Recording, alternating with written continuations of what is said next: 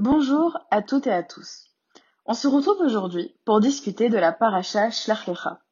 C'est une paracha qui a fait couler beaucoup d'encre, notamment car elle relate l'histoire des explorateurs, des Méraglim. Pour replacer un peu le contexte, les Juifs sont sortis d'Égypte, ils ont reçu la Torah au mont Sinaï et ils s'apprêtent à entrer en Israël. La paracha commence par Dieu qui demande à Moshe d'envoyer des espions en Israël et ainsi faire un compte-rendu de la situation sur place. Moshe y envoie donc 12 espions, un par tribu. Ils y vont, et à leur retour, leur compte-rendu fut bien négatif. Même s'ils admettent que c'est une belle terre où coule le lait et le miel, ils insistent sur le fait que leurs ennemis sont surpuissants, qu'ils n'arriveront jamais à les vaincre, et que c'est une terre qui dévore ses habitants. Suite à ce tableau peu glorieux, les Bnei Israël se mettent à se plaindre et à pleurer, disent qu'ils auraient mieux fait de rester en Égypte plutôt que de mourir de cette façon-là. Il est écrit que face à leur réaction, Dieu se mit très en colère, au point qu'il voulut anéantir tout le peuple et en créer un autre à partir de Moshe. Moshe pria en leur faveur, et Dieu accepta ses prières et décida ainsi de ne pas les anéantir.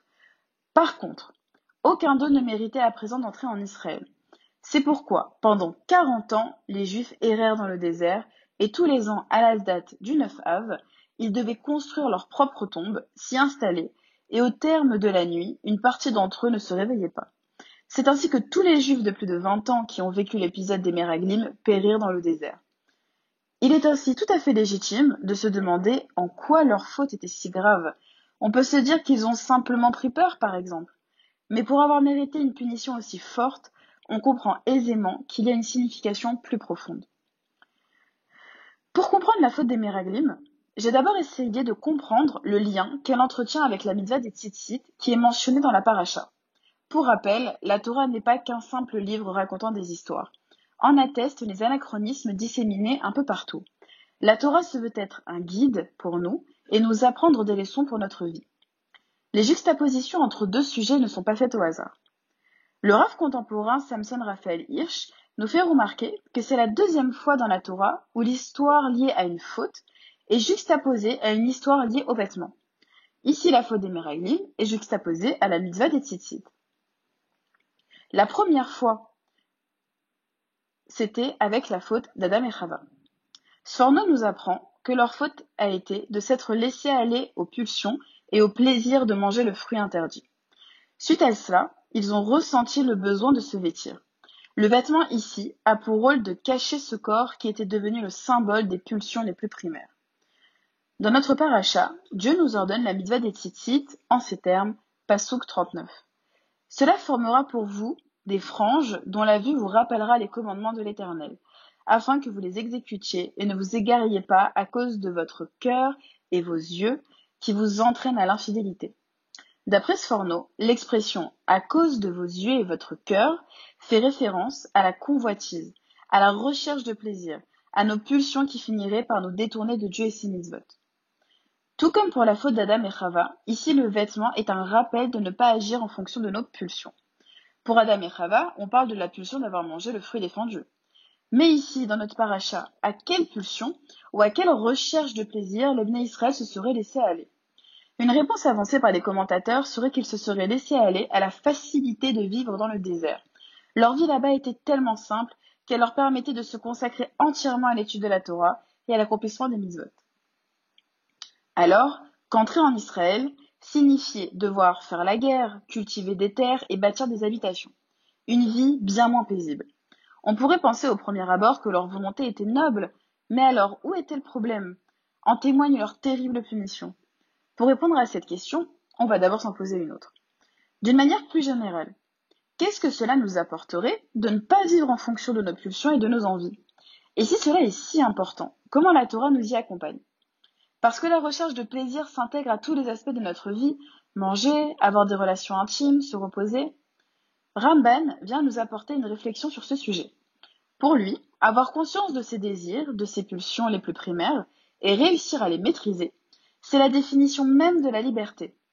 Lorsque l'on agit seulement en fonction de nos envies, pour lui nous sommes soumis à elles, et par la même occasion soumis à notre condition d'être humain primaire, si je peux m'exprimer ainsi.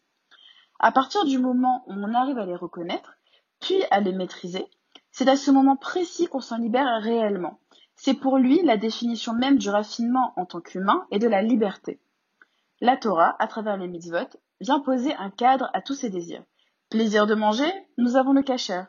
Plaisir du repos, nous avons le Shabbat. Pulsion des relations intimes, nous avons le cadre du mariage. Nous comprenons donc qu'accomplir les mitzvot nous aiderait à devenir tout simplement des meilleurs êtres humains. D'ailleurs, on retrouve ces concepts aussi dans le monde profane. En effet, pour Rousseau et Spinoza, si les lois sont vécues comme des obligations et non comme des contraintes, qu'elles sont guidées par la volonté de faire ce qui est bon pour moi à long terme et non par ce qui me fait plaisir sur le moment, ces lois impliquent la liberté.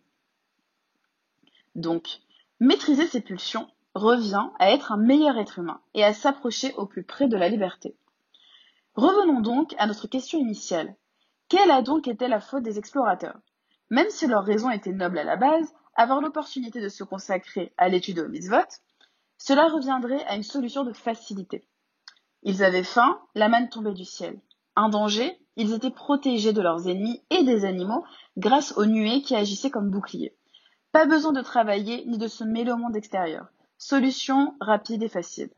Cela comblait leur plaisir sur le moment, à court terme.